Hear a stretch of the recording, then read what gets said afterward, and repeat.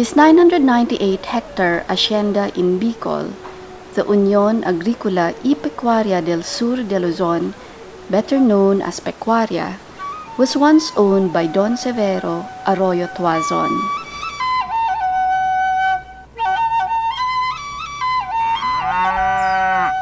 For 3 decades, the hacienda ran a farm producing mostly cattle. Sa edad na 13, namasukan ako dito sa Pecuaria. Tagatanim ng mais, sorghum, kamote. Yung sweldo man, napakaliit na. Una 50 lang bawat araw.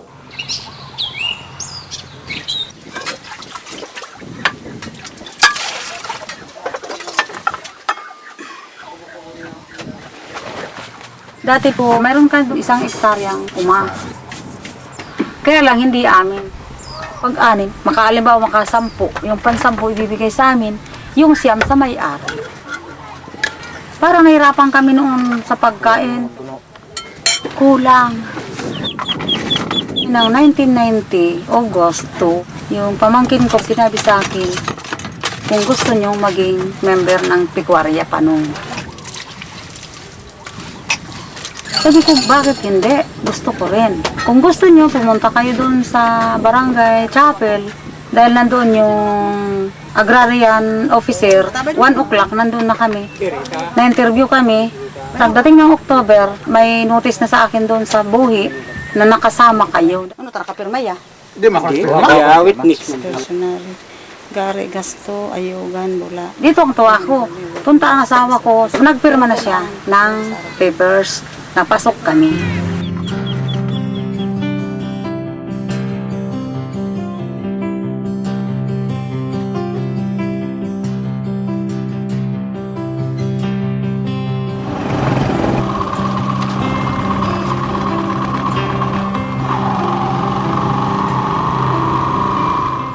Nung pag-umpisa namin dito, wala talagang tao dito sa loob.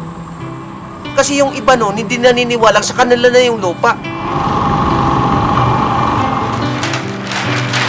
Nung i-award ito sa amin, hinati namin ito sa 5 housing unit. And sa housing unit number 1 noon, karamihan dito, pasture land. Sa housing unit number 2, sugar land. Housing unit number 5, rice. Nung pumasok kami, ang unang ginawa namin, nagtanim ng kahoy para maproteksyonan yung mga crops na tinatanim dito para gawing windbreaker.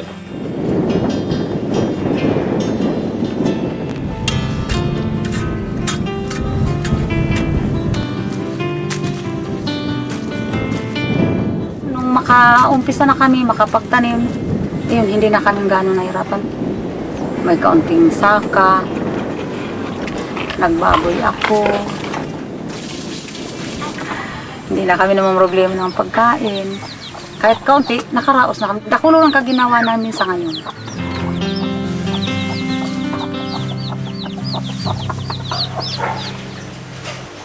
Kung tingnan natin, noon talagang kalbo yung Pecuaria. Kaya bilang chairman ako yon, in-involve ko yung mga member na magtanim ng mga kahoy para maka-recover doon sa pagkakalbo ng Pecuaria Estate.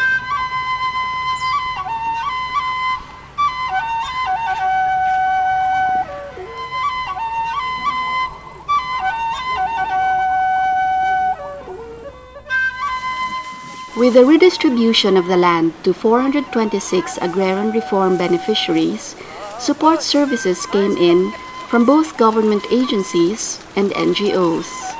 Nagkaroon ng irrigation project sa loob ng Pecuaria. So ngayon, ito na yung 128 hectares na binigyan ng pondo ng NIA na worth 10 million. Para ma-sustain yung organic farming, bigay ng support yung PhilDRA, nagbigay ng capital noon na worth 2 million, na iyon ang medyo nakatulong pag-umpisa ng Pecuaria doon sa palay trading at the same time doon sa sugarcane production. Miller, like the other agrarian reform beneficiaries here, got 1.7 hectares of land. the farmers built their houses on small plots of land. Most of the land they used to plant sugarcane or rice. In the beginning, only Miller and 4 other farmers here practiced organic farming. It took several years before they were able to persuade and train other farmers to shift from chemical fertilizers and pesticides to organic farming.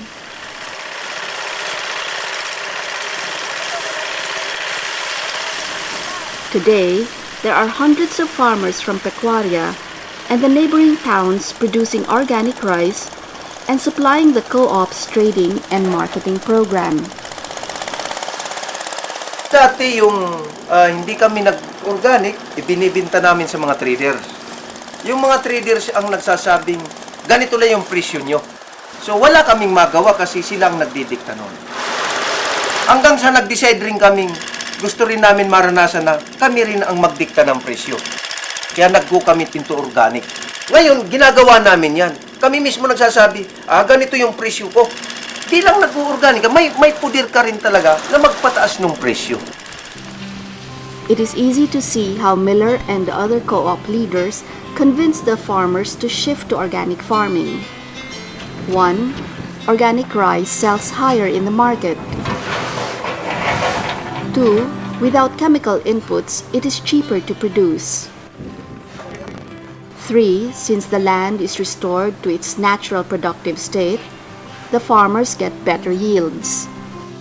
Organic farming meant better incomes for farmers. Trade rice to.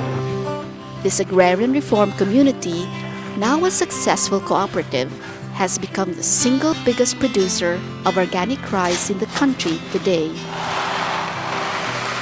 Now, Pecuaria specializes in red rice, which it packages as healthy rice and sells in the largest supermarkets in Manila.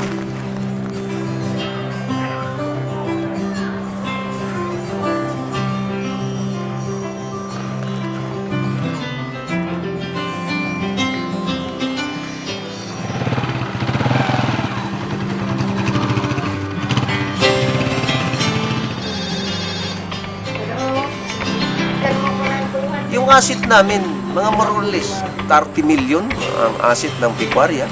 Di pa kasama yung lupa.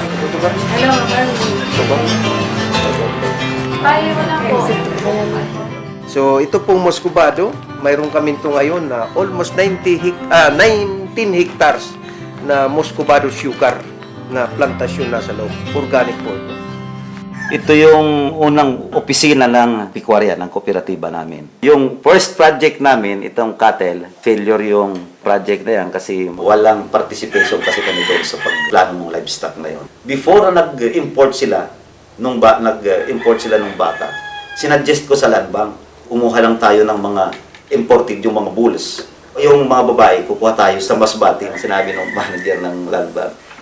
Ignorante daw ako sa imported na baka. Oh, pero nung kalauna na nung sabi ko sa manager na yon, sino ang ignorante? Yung may experience o ikaw bilang manager ka lang ng land bank? To increase the productivity of their small farms, Miller and the other agrarian reform beneficiaries also practice integrated farming. Organic rice in their farms, chickens, pigs, and cows grazing near their home lots, and now an even bigger income earner for some of them, contract brewing.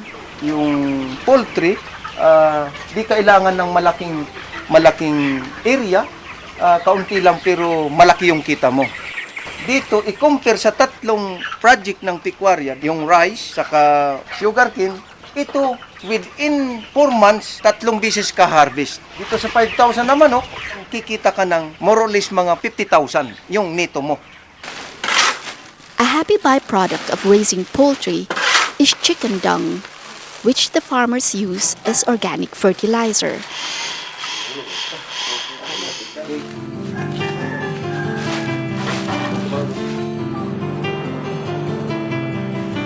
In 2003, the co-op made its first 100,000 from organic rice trading. Then in 2004, they made their first million. With the growing demand for organic food, the trading and marketing of organic rice has become very lucrative for this agrarian reform community. Today, Pecuaria is already nearing 8 million pesos in sales of organic red rice and 2 million pesos for organic fertilizers. Organic Food Summit dito sa Bicol, in connection with World Food Day celebration. Suggested venue, Villacasa Restaurant. Tutulong dito It has not been an easy journey for Miller and the other farmers in Pecuaria. It took them years of struggle and many lessons learned to become one of the most successful agrarian reform community in the country. But what a difference it has made in the farmers' lives and their families. Ito yung anak namin ng graduation noong 2003. Ito ay nasa Taiwan Airlines ngayon. Ang sweldo ng anak ko sa Taiwan Airlines, 160,000 naman. One din, pinapadalang kami ng 60,000 pesos. Siya ang unang nagkinabang ng produksyon, ng produkto ng aming tubo.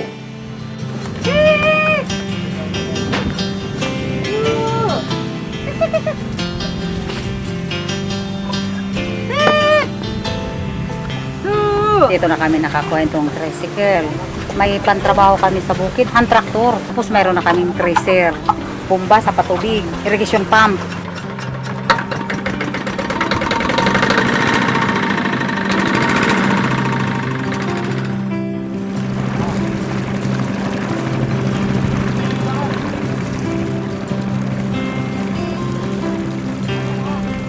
Ang ang project naman ngayong 2009, bahay.